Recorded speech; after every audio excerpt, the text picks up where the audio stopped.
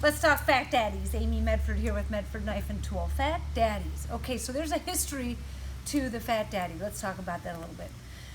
Back in the day, Greg's very, very first knife, folding knife he ever made was the TFF1, the Tactical Fighting Folder. There we go. I don't know why I can't remember. Tactical Fighting Folder 1. And then he did so with the big belly drop point blade. The TFF2 was the folding machete. Guys loved this knife. Hard to make. And there was the TFF3, the sheepfoot slicer. Had that cool little scoop on the back where when you deployed it, your dad owns one, Jackie. Oh. That's the TFF3. He loved it. And it was made mostly for Bill, which cracks me up. So Jackie is Bill's daughter. Bill is a lifelong friend of ours. Jackie is one of his lovely daughters. And he has the TFF3, and it's got a little scoop on the back, and when you deploy it, when you pull it out of your pocket, it automatically deploys the knife. Lovely knife as well. And then the TFF4, which was the pocket dagger, the folding dagger knife. Of all four knives, the TFF1 is the one that made the cut. So, and I recall when Greg first made it, he's like, God, I love this knife. I think it's his all-time favorite knife. It holds a special place in his heart. So the TFF1 then evolved into the Fat Daddy because everybody was like, it's not big enough, Mr. Medford. I mean, it was big, like it's long, but it wasn't thick enough. So we did to the TFF1 what we did to the Praetorian T and made the full thickness, 1/4 inch thick blade steel. And then once we had the 2, then people were like, well, I want something in the middle. I'm like, all right, Goldilocks, here we go. So we did the TFFH, which came out, I want to say, within the last 2 years. The TFFH, the H stands for hybrid, much like the Marauder H, which we now have. That was a hybrid that took the Marauder full thickness and brought it back down to a more palatable, easier to carry knife. The Marauder H, I think, was a wise decision. It's a lovely knife in that thickness. But back to the TFF1. After we went to the TFF1 and the Fat Daddy, and then we went to the hybrid, we thought the hybrid's going to be the way to go.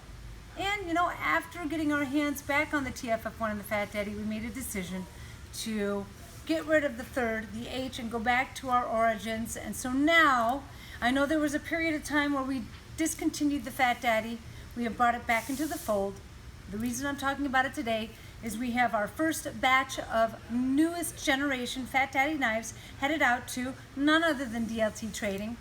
The unique thing about these knives is that they are in D2 blade steel. This will be the last run of D2 Fat Daddies.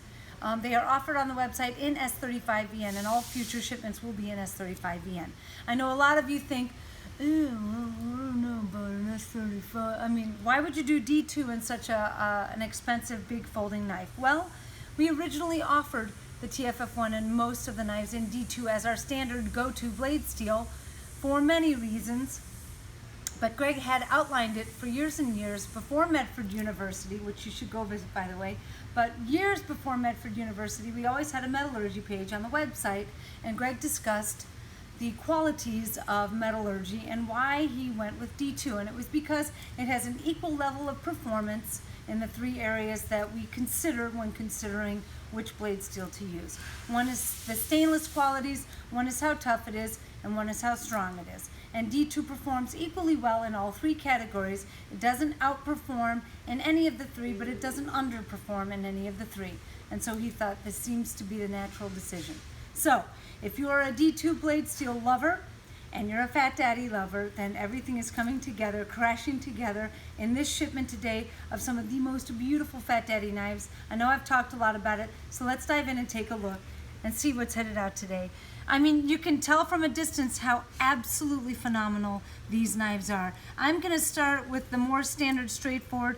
DLT did order a number of just the flamed handles. That being said, they are very cool. This can be interpreted in so many different ways depending on how you look at it, as is everything in life. But it looks like a bouquet of roses. These nice, beautiful swirls, a bronze anodized spring, and a flamed clip to complement the blade. This one's got kind of a feathering back and forth that fades off into just the straight up tumbled down by where the breaker would be. And this model, just so you know, intentionally does not come with a breaker. Shit, it's so big you could just use the base of the handle to break a window. And again, on this one now we have the blue spring and the flamed clip. So depending on your preference, you can do either bronze or blue on the spring, or leave it tumbled. I like straight up tumbled. And now to dive into the bells of the ball, there are several of them here. We have our Predator sculpting, and if you catch it in the right light, you will see it's got an antique bronze peak. It's got violet down in the valleys, and it's the same on the spring. The clip has been treated, it's been brushed, and it's gold on the flats, and it's violet down around the base. And it's kind of a violet blue. It's hard to pick up on it, but it looks a little more violet than blue.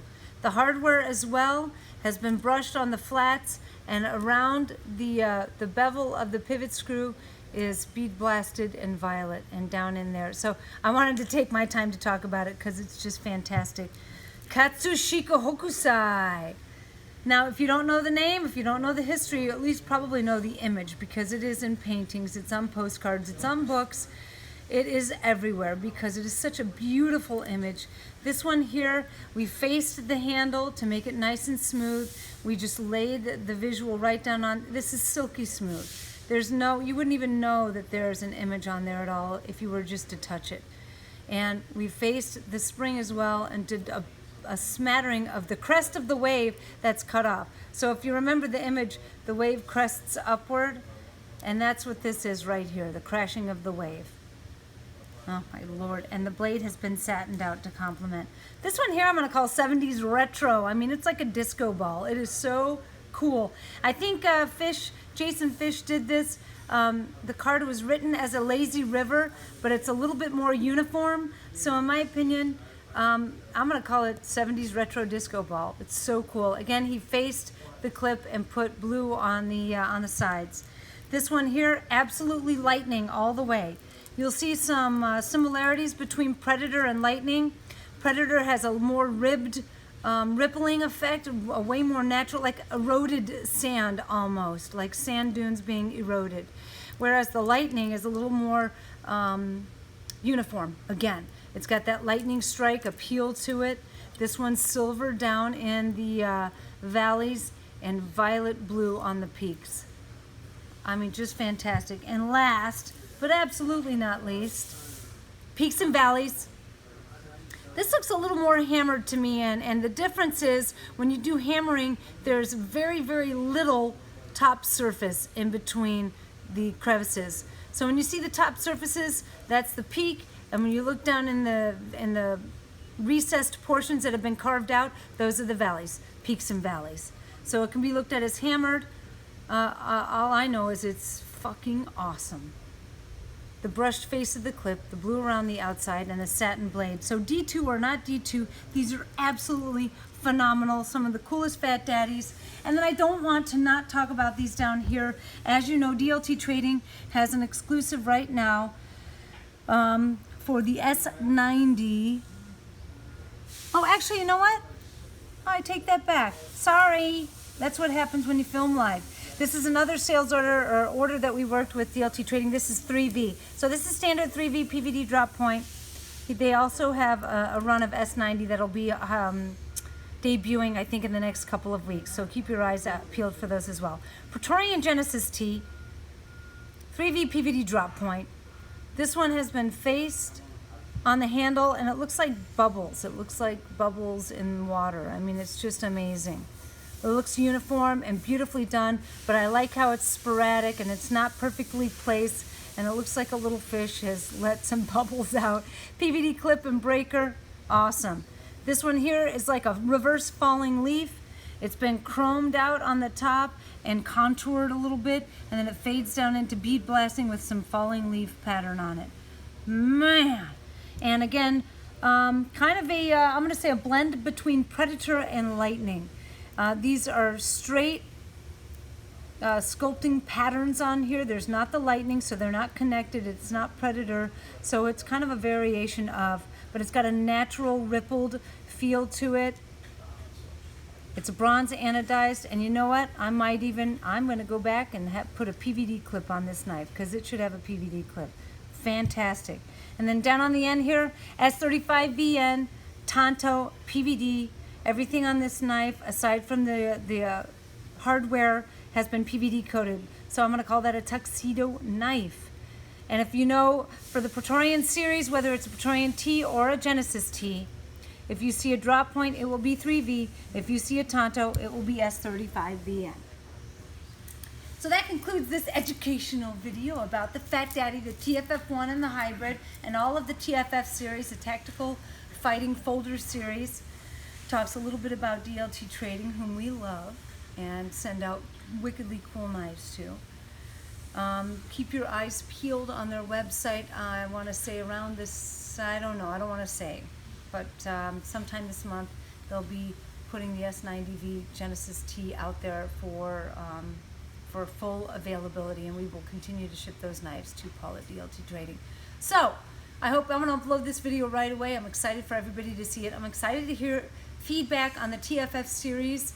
What do you think? Do Fat Daddy, TFFH, TFF1, what's your favorite? And then if you know of our 2, 3, and 4, the machete, the sheepfoot slicer, and the dagger, tell me about those and how you feel about those, because you never know. We may bring something back. Yeah, I'm just saying you never know. I'm not saying yes. I'm saying you never know. So give me feedback in my videos. I love it. Keep watching them. And until the next time, I'm out.